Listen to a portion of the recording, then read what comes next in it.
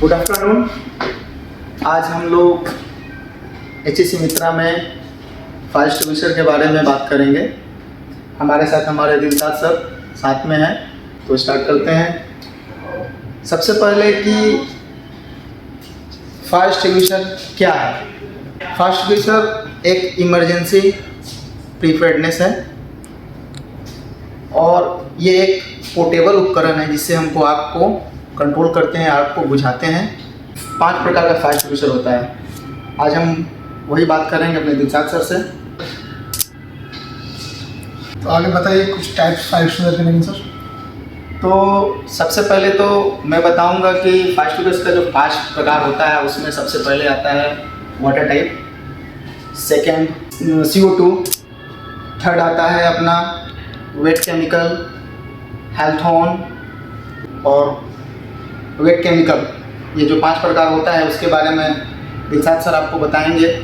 इसको कौन से क्लास में यूज किया जाता है, कौन फायर क्लास में यूज किया जाता है, कौन से फायर क्लास में, और दिलशाद सर आपको बताएंगे। मेनली देखिए क्लासिफिकेशन ऑफ फायर जो होता है वो 6 तरह का होता है। सबसे पहला क्लासिफिकेशन जो आता है फायर का वो आता है आपका ठोस जो चीज़ होता है, जो कि हार्ड मेटल जो होता है, जैसे आपका पेपर, प्लास्टिक और आपका वुडन, इस टाइप का जो आता है चीज़, या फिर कोई भी ऐसा छोटा मोटा कचरा, डस्ट वगैरह, या पेड़ का कुछ ऐसा पत्ता वगैरह, कुछ ऐसा खरपतवार आए, वो सब भी जो फायर होता है वो क्लास A में आता है। जिसको कंट्रोलिंग के लिए हम लोग अक्सर वाटर टाइप फायर एक्सटिंग्विशर को अप्लाई करते हैं, या अगर वाटर टाइप अवेलेबल ना हो तो हम लोग DCP यूज़ करते हैं, ड्राई केमिकल पाउडर, और या फिर क्लीन एजेंट जो ये हमारा ABC टाइप का जो भी एक्सटिंग्विशर होता है उसको हम लोग यूज़ करते हैं। ठीक है, उसके बाद आगे की तरफ हम लोग बढ़ते हैं। दूसरा जो आता है अपना क्लास B में। क्लास B में आता है हमारा लिक्विड जो आइटम आता है ना, वो लिक्विड आइटम आता है।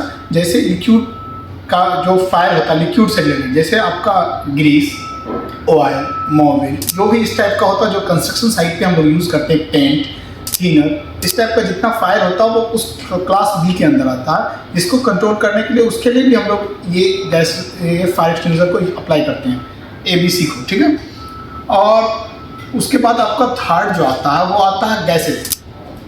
जो हम लोग कंस्ट्रक्शन हो या फिर अपना कोई चालू यूनिट हो, उसके अंदर काम करने के लिए जा रहे हो, कोई प्लांट हो, तो वहाँ पे अपना जो भी फ्लेमेबल गैसेज होता है, लाइक आप रख सकते हैं जैसे फ्लेमेबल के लिए आपका H2S फ्लेमेबल भी है और टॉक्सिक भी है, इस टाइप का गैसेज हो, या फिर कोई भी ऐसा गैसेज हो जो कि एक्सप्लोजन फायर का काम करे, DA हो गया, LPG हो गया, इस टाइप का कोई भी गैसेज हो, उसको कंट्रोल करने के लिए भी हम इसको अप्लाई करते हैं। ठीक है, उसके बाद अगला क्लास आपका आता है क्लास D, जिसमें रखा जाता है जो भी मेटलिक आइटम, मेटल में जो मेटल रिलेटेड जो फायर होता है वो उसके अंदर रखा जाता है। अगर उसमें फायर हुआ तो उसके लिए भी हम लोग वेट केमिकल पाउडर को इस्तेमाल मेनली करते हैं। ठीक है, और उसके बाद आता है अपना इलेक्ट्रिकल, जो कि बिना इलेक्ट्रिकल का हम लोग कह सकते हैं कि आज के डेट में इंसान का सर्वाइवल भी मुश्किल होता है। चाहे वो फ़ोन का चार्जिंग हो, या चाहे एक घर के अंदर फ़ैन लोग को रेस्टिंग के लिए चाहिए, या लाइट चाहिए, कुछ भी चाहिए ऐसा, तो हमको वहाँ पे लाइट की ज़रूरत पड़ती है, इलेक्ट्रिसिटी की ज़रूरत पड़ती है। ठीक है, इलेक्ट्रिसिटी एक बहुत बड़ा सोर्सेज बन रहा है आज के डेट में। तो उसके लिए अगर उससे रिलेटेड कोई फायर होता है तो उसको अप्लाई करने के लिए हम लोग CO2 को यूज़ करते हैं मेनली। ठीक है, ये एक्सटिंग्विशर वहाँ पे अप्लाई करते हैं अगर इससे रिलेटेड, इलेक्ट्रिकल से रिलेटेड कोई फायर होता हो। ठीक है, उसके बाद आता है आपका क्लास K, जिसको कहते हैं हम लोग कुकिंग ऑयल आता है अपना। ठीक है, कुकिंग ऑयल आता है, तो कुकिंग ऑयल ज़्यादातर कंस्ट्रक्शन में तो हम लोग को इस इन्वायरमेंट में नहीं आता, इसे कुकिंग ऑयल का आता है तो अलग उसका भी कंट्रोल मेजर है। ठीक है, उसके बाद हम लोग आगे की तरफ बढ़ते हैं। अभी मेनली हम लोग बात करेंगे, नवीन सर जी हमारे हैं, हमारे सीनियर, वो बताएंगे। अभी जैसे अभी आप लोग देख रहे होंगे ये क्लीन एजेंट है, ये अभी नया इसका वर्जन है, जो कि ABC पहले आया करता था, इसका एक नया वर्जन आया है, ये क्लीन एजेंट है। ठीक है, इसके अंदर क्या होता है, एक गैस, इनर्ट गैसेस पाया जाता है। ठीक है, इनर्ट गैस पाया जाता है, इनर्ट गैस के द्वारा ही इसको चलाया जाता है। ये इनर्ट गैस ही इसमें है, जैसे इसमें होता था ड्राई केमिकल पाउडर। ठीक है, इसके अंदर जिसको DCP लोग शॉर्ट फॉर्म में बोलते थे, जिसके अंदर अपना ज़्यादा मोनियम कार्बोनाइड करके केमिकल आता है जो पाया जाता है। ठीक है, इसके अंदर और इसके साथ में एक गेज पाया जाता है जो नाइट्रोजन गेज होता है, जो लगभग ये अपना 6 kg का एक्सटिंग्विशर, इसके अंदर 200 ग्राम के आसपास उसका एक सिलेंडर पाया जाता है जो यहाँ गेज के ऊपर प्रेस करने के बाद आता है। ठीक है, जो प्रेस होने के बाद क्या होता है, ये एक्सपोज होता है और बाहर की तरफ सडन से वो एक्सपोज होकर उस लोकेशन को ये करता है। मेनली इसको चलाने का जो प्रोसेस होता है वो हमारे अभी नवीन सर बताएंगे आपको चलाने का क्या क्या प्रोसेस होता है, उसके बारे में बात करेंगे नवीन सर। सर थोड़ा इसको बताइए चलाने का क्या क्या प्रोसेस होता है। सबसे पहले तो हम इसको एक आता है, इसमें शॉर्ट फॉर्म होता है पुल एंड स्क्वीज और स्विंग। ओके, तो इसको इसमें पिन होता है, इसमें पिन होता है, इसमें ये लॉक होता है, इसको निकालना होता है, इसको स्क्वीज किया जाता है और चारों तरफ स्विंग किया जाता है। ओके, और इसका इंस्पेक्शन हम बता देते हैं आपको कि सबसे पहले इंस्पेक्शन हम अगर करते हैं तो सबसे पहले इसका मंथ में हम लोग 2 बार इंस्पेक्शन करते हैं। 15 दिन में इसका इंस्पेक्शन होना चाहिए अच्छे तरह से। इसका नोजल, इसका पिन, इसका कोई भी इसमें रस्ट ना होना चाहिए, नहीं होना चाहिए।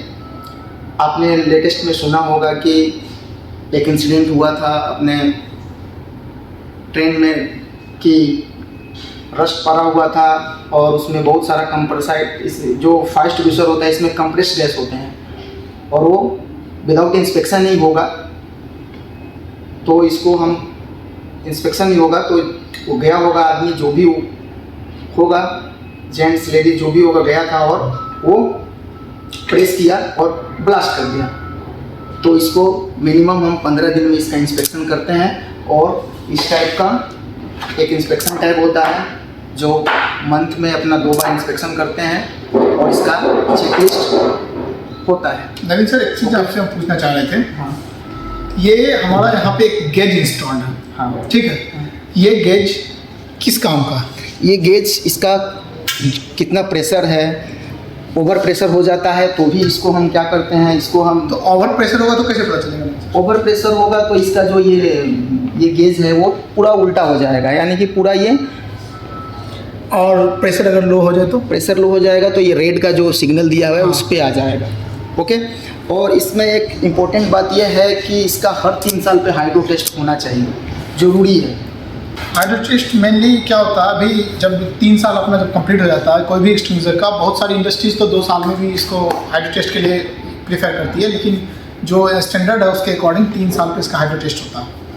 ठीक है, हाइड्रो टेस्ट के लिए जाने के बाद मेनली चेक इसका जो भी जॉइंट होता है ना, ऐसा जो भी जॉइंट्स वगैरह आ रहा है, ये वेल्डेड है, ये जॉइंट है, यहाँ जॉइंट की वजह से इसको हम लोग हाइड्रो टेस्ट करते हैं। अगर ये प्रॉपर नहीं रहा जॉइंट, इसमें कुछ प्रॉब्लम आ गया, रस्ट आ गया, अगर इसमें कुछ भी ऐसा ब्रेकिंग कुछ भी ऐसा आ गया तो ये बहुत हाई प्रेशराइज होता है। नाइट्रोजन का मेन रोल क्या होता है, कहीं भी किसी भी एटमॉस्फेयर में आ गया, किसी भी ऐसा बंद एटमॉस्फेयर हो उसमें अगर नाइट्रोजन को हम डालते हैं तो वहाँ से वो जितना परसेंटेज किसी भी गैसेस का, ऑक्सीजन हो या कोई भी अदर गैसेज हो, वो क्या करता है, उस सारे को वहाँ से रिमूव कर देता है। उसका नाइट्रोजन का मेन रोल यही होता है। और नाइट्रोजन को तो हम लोग इस तरह से भी लेते हैं कि नाइट्रोजन एक बहुत बड़ा किलर, साइलेंट किलर के रूप में लोग नाइट्रोजन को जानते हैं कि अगर आपके इस सरफेस में भी, अगर ओपन एटमॉस्फेयर में भी हम डालते हैं तो तुरंत यहाँ से ऑक्सीजन रिमूव करने लगेगा और लोगों को सफोकेशन होते होते लोगों का तुरंत हार्ट बीट पे इफेक्ट पड़ता है उससे। ठीक है, अब मेनली हम लोग बात करते हैं कि नवीन सर, हमारा एक सवाल था आपसे कि अगर इस फायर एक्सटिंग्विशर में गेज है और इस फायर एक्सटिंग्विशर में गेज क्यों नहीं होता? क्योंकि ये CO2 है, मतलब मैन्युफैक्चरिंग से ही ऐसा प्रोसेस इनका आता है, मैन्युफैक्चरिंग इसमें कोई रिक्वायर्ड नहीं होता। वैसे इसमें ये तो है, ये अपना इसमें है।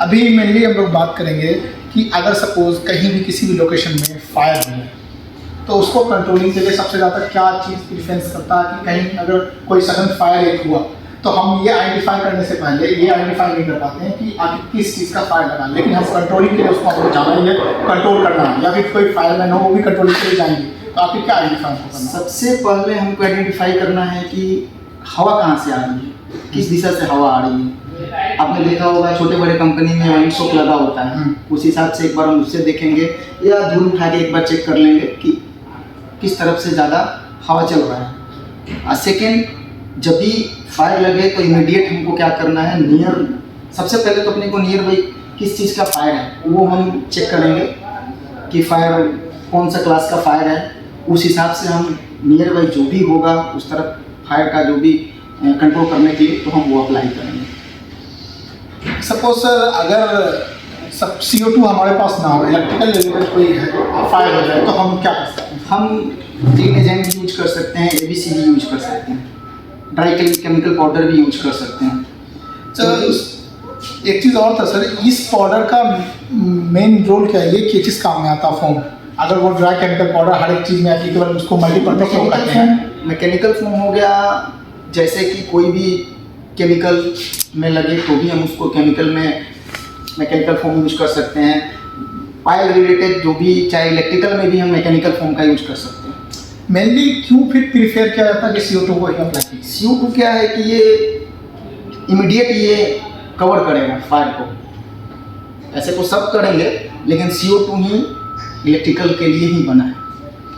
आखिर कुछ तो ऐसा रीज़न होगा सर, मैंने जैसा जहाँ तक सुना है कि CO2 इसलिए अप्लाई करते हैं क्योंकि जहाँ भी इलेक्ट्रिकल का कुछ भी ऐसा टूल्स या कोई भी ऐसा इक्विपमेंट होता है, उसके अंदर बहुत सारा इंस्ट्रूमेंट का पार्ट इंस्टॉल होता है, जिसकी वजह से CO2 को डालने के लिए कहा जाता है। CO2 क्या करता है, वहाँ से ऑक्सीजन के सब्सटेंसेस को रिमूव कर देता है, जिसकी वजह से फायर होने का चांसेस कम हो जाता है। ये ट्रायंगल का पार्ट अपना आता है सर, कि जो ऑक्सीजन और उसके बाद हीट और फ्यूल चाहिए होता है, तो वहाँ पे उस सब्सटेंसेस में इसको इसलिए अप्लाई किया जाता है। जो इंस्ट्रूमेंट होता है, उस इंस्ट्रूमेंट के अंदर अगर हम वो पाउडर या फिर फोम को अप्लाई हम करते हैं, तो वहाँ क्या होता है, उसके इंस्ट्रूमेंट को ब्लॉक कर देता है। ब्लॉक करने के बाद वो डैमेज हो जाता है। तो इसके लिए हम लोग, ऐसा मैंने सुना कि CO2 को अप्लाई किया जाता है। क्या सही है सर? ओके एकदम सही है।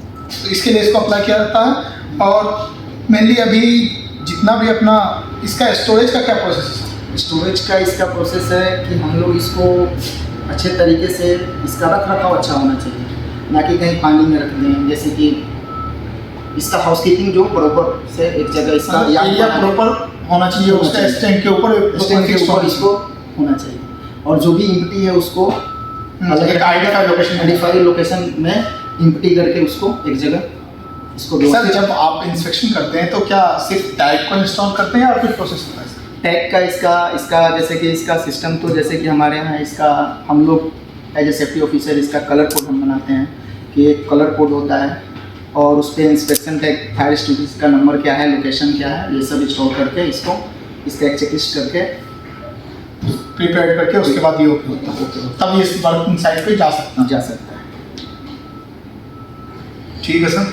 और एक जैसे कि अभी हमने कुछ 2-4 पॉइंट ऐसा है जो कि नेक्स्ट वीडियो में हम लोग बताने वाले हैं, जैसे कि फायर का अपडेट वर्जन जो आया है, फायर वॉल, फायर डायमंड, तो हम लोग ये नेक्स्ट वीडियो में हम और दिलशाद साथ में आपको नेक्स्ट वीडियो में फिर मिलेंगे।